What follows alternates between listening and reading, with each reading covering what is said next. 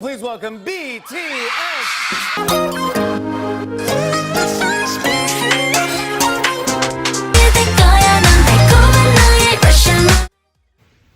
One of the first groups to sort of start K-pop off is this group called Taji and the Boys, and they debuted in 1992 with their song I Know. This group is one of the few groups in the mid to late 90s that sort of sprouted this seed of the K-pop genre, and since then there have been over 1 million groups all over South Korea. When it comes to being a K-pop fan, there are a lot of misconceptions that happen with being a K-pop fan. A lot of people think that you just listen to music, or you only go to concerts, or you only buy their albums, when we also support our community. The K-pop group BTS recently donated $1 million to the Black Lives Matter movement, and their fandom, the ARMYs, they also donated $1 million collectively to the Black Lives Matter movement.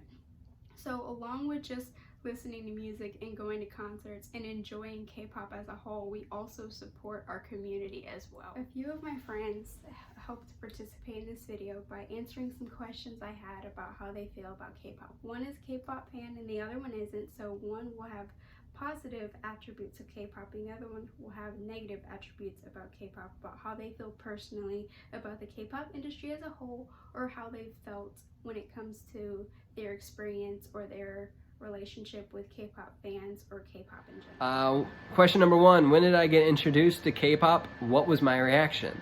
Actually, I was introduced to K-pop before I met Claire, April. Well, actually, I knew Adrian, but it was before Claire and April. And it was actually with a past girlfriend of mine. We were with her friend one day, and they were listening to this artist from South Africa, which was really weird. And she said, oh, listen to this song. It's this Korean group that featured Halsey. I was like, okay, I'm not in control of the radio, so go for it. And my general reaction to it was that I didn't really mind it. It wasn't my cup of tea, you know. I was like, it's not what I'm into, so I didn't really think anything of it. I mean, I didn't have anything bad to say about it. Why do you dislike K-pop compared to some of your friends that do? Okay, to start off, I had no preference to K-pop until Adrian, Claire, and April kept trying to force feed us all these songs, because we would all hang out in our friend Bryce and Andrew's dorm, and they would come over every day wanting to blast YouTube of a different K-pop song or dance number. And I'm sorry to say that it got super annoying real quick. Question number 3.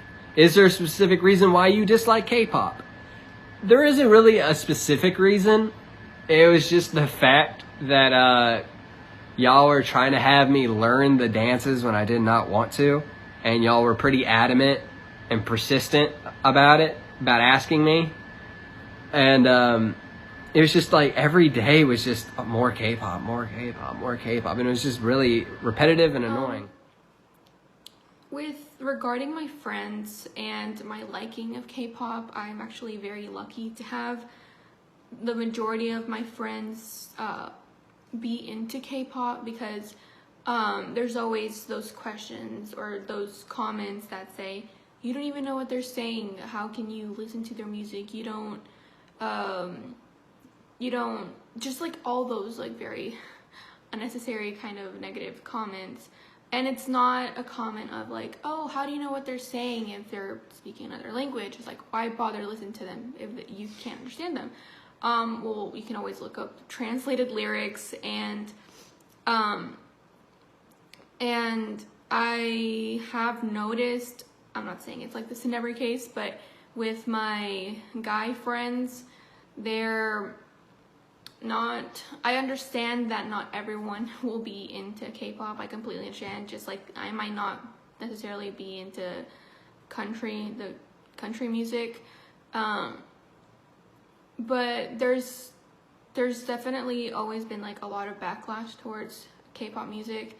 If it's like they're always putting makeup on, like they're not girls, or like they're always blah blah blah, like all these things that first of all are rude, second are unnecessary, and third, that's just like the surface of K-pop. Like there's so much more that goes into depth when it comes to like the K-pop industry. Like the idols have to be like trainees for I don't know how many years, depending on the company. Some don't even make it. They can spend like 6-7 years training and they never debut, and it almost feels like their time went to waste. But then they dedicated all that time because it's something that they really wanted to do, and something like they wanted to strive for, and unfortunately it didn't work out.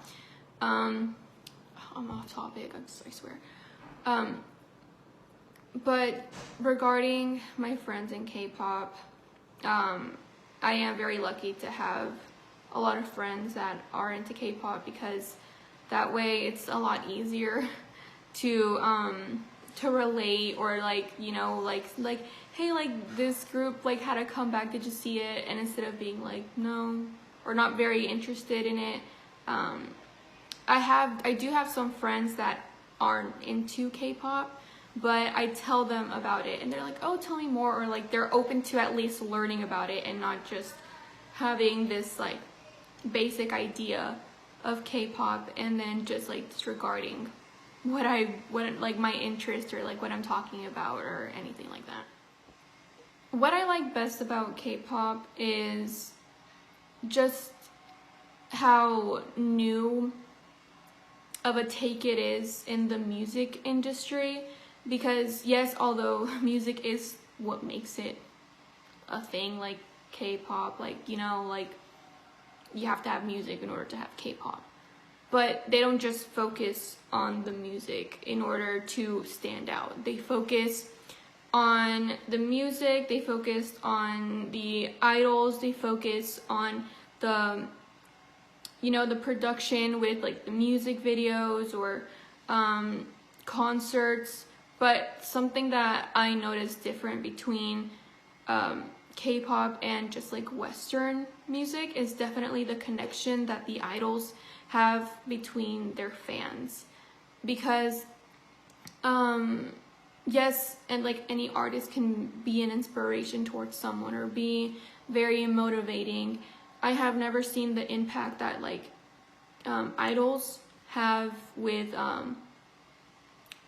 like K-pop fans. And a very good example would be BTS, and I'm using BTS because it's like the biggest like K-pop group, and I'm pretty sure everyone at least has heard about BTS. But when I first learned about them, I honestly thought they were overrated, and I didn't really see like what was the big deal about them and why everybody was freaking out about it. But the more I learned about it, yes, they care about their music because they need their music in order to be BTS, but they also focus on their fan base, because almost all the albums that have come out, or like their main goal and their main message is to love yourself. And yes, there's always gonna be like those like artists that have very like that put out songs that are talked about like confidence and all of that, but it's just something very different about the lyrics and the connection that like not just BTS, like any kind of group has between them and their fan base. I have definitely been criticized about liking K-pop. There's even been times where I've had to like hide that from people because I'm scared of their reactions from previous experiences, and it's something that I haven't been able to understand, because just because I don't like or I don't agree with someone's opinion or someone's liking towards music or anything in general doesn't mean that I can't respect it.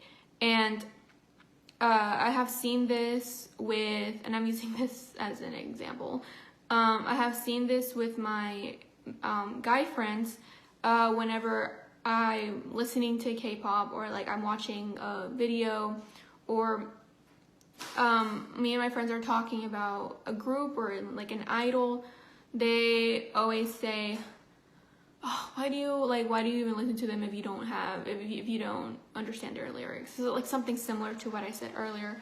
I'm